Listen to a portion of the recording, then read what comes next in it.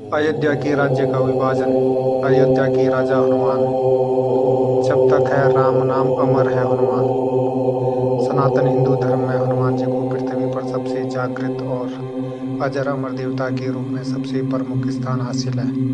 राम भक्त हनुमान आज भी जीवित और चिरंजीवी है। कहा जाता है कि जब तक श्री राम का नाम पृथ्वी के किसी भी कोने में लिया जाएगा, हनुमान जी जीवित रहेंगे।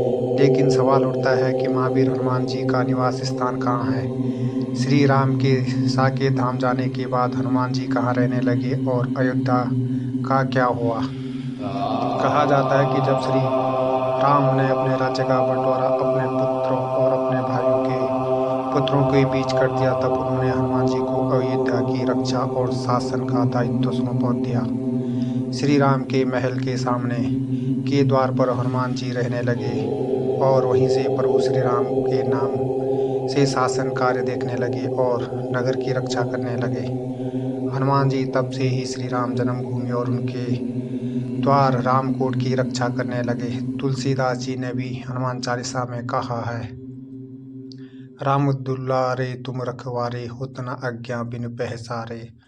अर्थात हनुमान जी ही श्री राम के महल के द्वार रामकोट के रक्षक हैं और उनकी आज्ञा के बिना कोई भी अयोध्या में प्रवेश नहीं कर सकता। हनुमान गद्दी से शासन करते हैं।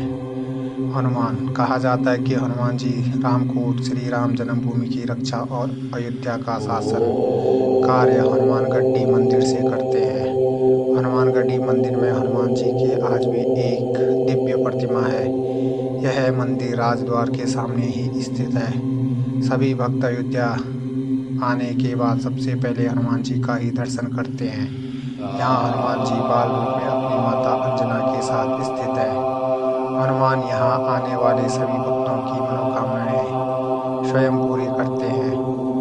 हनुमान की आज्ञा से होते हैं सारे काम। मान्यता है कि हनुमान जी की आज्ञा के बिना यहाँ कोई भी कुछ भी नहीं कर सकता है। कहा जाता है कि सरयू में स्नान कर अपने पाप धोने के पूर्व भी महावीर हनुमान जी की आज्ञा अनिवार्य है। कथाओं के अनुसार श्री राम ने महावीर हनुमान जी को अयोध्या का राजा बनाते वक्त यह वरदान दिया था कि बिना उनकी पूजा किए उसे श्री राम के दर्शन का पुण्य प्राप्त नहीं होगा।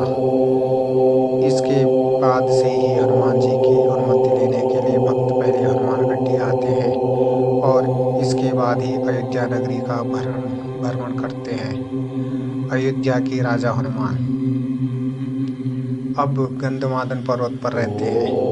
महाभारत के वन पर्व के अध्ययन से पता चलता है कि हनुमान जी का निवास स्थान गंधमादन पर्वत के आसपास है। महाभारत के वन पर्व के अध्याय 146-149 में कथा मिलती है कि युधिष्ठिर, भीम, नकुल और सहदेव गंधमादन पर्वत के पास वनवास के दौरान पहुंचते हैं। वहां वो अर्जुन का इंतजार करते थे। अर्जुन उस वक्त इंद्र के दरबार में स्वर्ग में शस्त्रों की शिक्षा लेने के लिए गए थे। तभी द्रौपदी के पास एक शस्त्र कमल हवा से उड़ता हुआ आ जाता है। द्रौपदी भीम को और भी ऐसे फूल लाने के लिए भेजती है। जहाँ रास्ते में भीमसेन की मुलाकात महावीर हनुमान जी से होती है। हनुमान जी बताते हैं कि जब 11,000 वर्षों तक श्री राम अयोध्या में शासन करने के बाद अपने परम धाम को चले जाते हैं, तो माता सीता की कृपा से हनुमान जी गंधमादन पर्वत पर निवास करने लगते हैं। कहा जाता है कि गंधमादन पर्वत का क्षेत्र कैलाश पर्वत के उत्तर स्थित में था।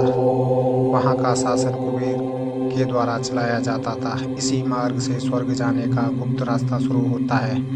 हनुमान जी ने जब भीमसेन को आते देखा तब उन्हें लगा कि कहीं भीम स्वर्ग के रास्ते पर न चले जाएं। इसीलिए महावीर हनुमान जी ने भीमसेन का रास्ता रोक दिया। जब तक है राम नाम अमर है हनुमान। हनुमान जी भीमसेन को यह भी बताते हैं कि किस प्रकार उन्हें श्री राम के वरदान से चिरंजीवी होने का आशीर्वाद प्राप्त है।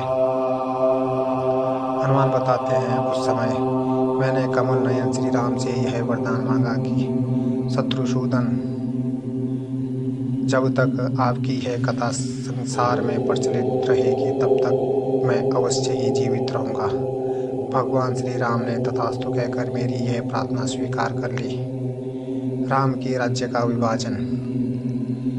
कालिदास की रघुवंशम और कई अन्य ग्रंथों के मुताबिक श्री राम ने अपने जीवन काल में ही अपने पुत्रों और अपने भाइयों के पुत्रों के बीच अपने राज्य का बंटवारा निश्चित कर दिया था।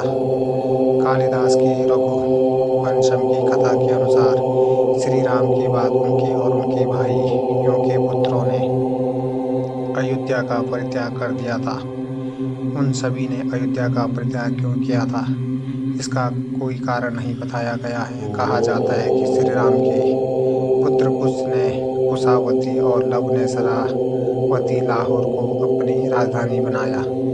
लक्ष्मण के पुत्रों ने करावती को अपना केंद्र बनाया तो भरत के पुत्र पुष्कल ने पुष्करावती पेशावर को अपनी राजधानी बनाया।